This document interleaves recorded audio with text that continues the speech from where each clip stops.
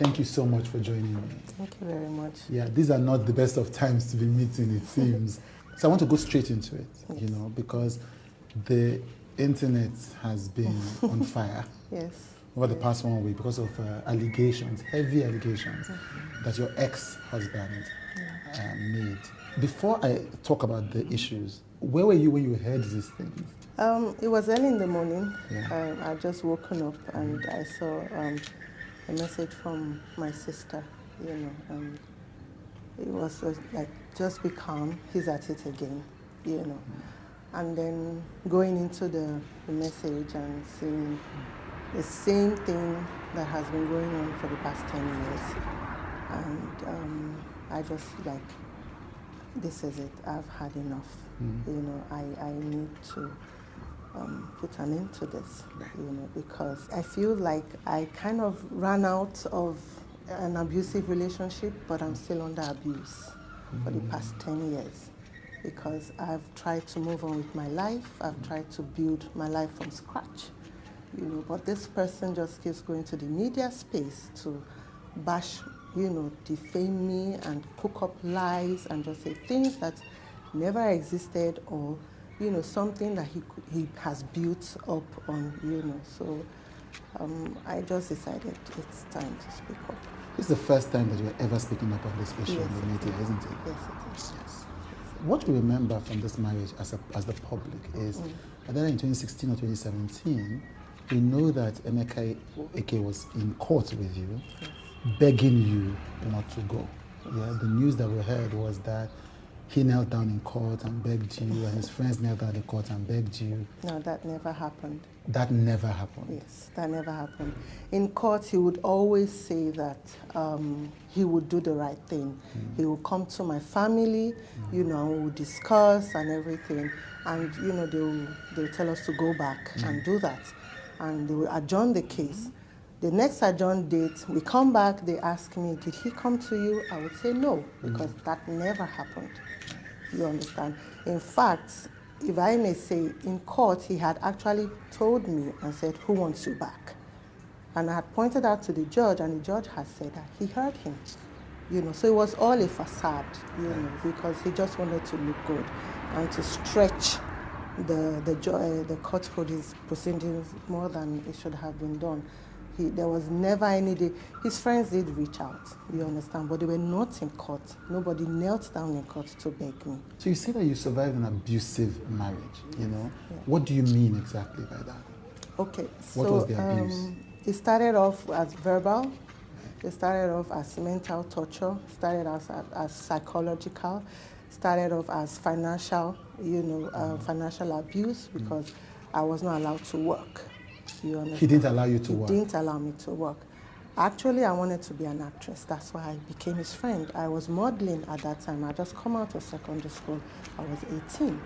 And then I met him along the line, and I wanted to be, you know, someone who would put me into the industry and all that. And he categorically told me that I wouldn't act because it would destroy our relationship. Because at that time we had gotten into a relationship, you know. And he said he was planning to marry me, and you know, the tabloids, then it was newspapers. So they would talk about him, talk about me, and it would break the relationship or the marriage, you know. And so he told you not to become an actor yes, because of the yes, relationship? Yes, he did say that. He even stopped my modeling career. In fact, I had been approached by an agency to be sponsored for Miss Nigeria at that time. This was 1999. He also refused. He said he couldn't handle me crying if I don't win, you know, things like that. And I had to go back to the agency to say my parents, my family didn't want me to do it. And then I went to my family and said the agency dropped me just because I didn't know what to say to them, because he was saying, no, I won't do it. You met him when you were 18? Yes. You got married when you were 19? No, we didn't get married till I was, I think, 23. Going on 24. Right.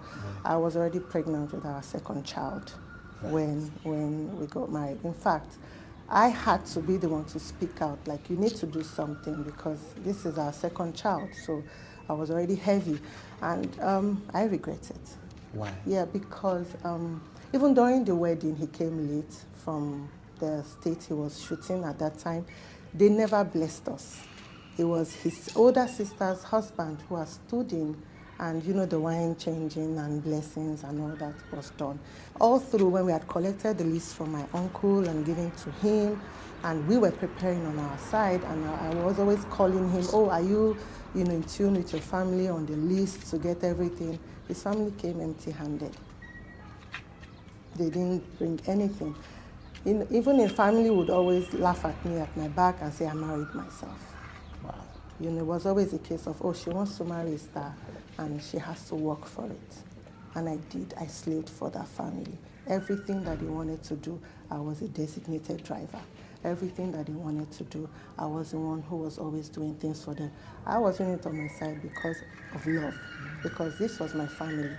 As long as, you are my friend or you are my husband's people, you are my family, because my mom was a single parent, you understand. I come from a very humble background, but not that humble, you understand, because my mom strived, she worked hard to take care of her kids, but she protected us. And she brought us in this very close-knit, very loving home that, we grew up in. And so I always felt like every family is like that, you understand. So the question is, somebody would wonder about is, why did you go ahead with the wedding despite all that disrespect? Him waiting for about 5 years into the relationship, his family not paying the bride price, him coming late. Obviously there were signs. Why did you go ahead? I didn't see the signs as signs, you understand. I didn't start, in hindsight, I wouldn't even date him, you understand. But then at that time, he was my first everything, first boyfriend. I just came out of secondary school. I just came out of not knowing, anything. I think it was when I got to be 24 that I started understanding that this is not right. This is not how I should be treated.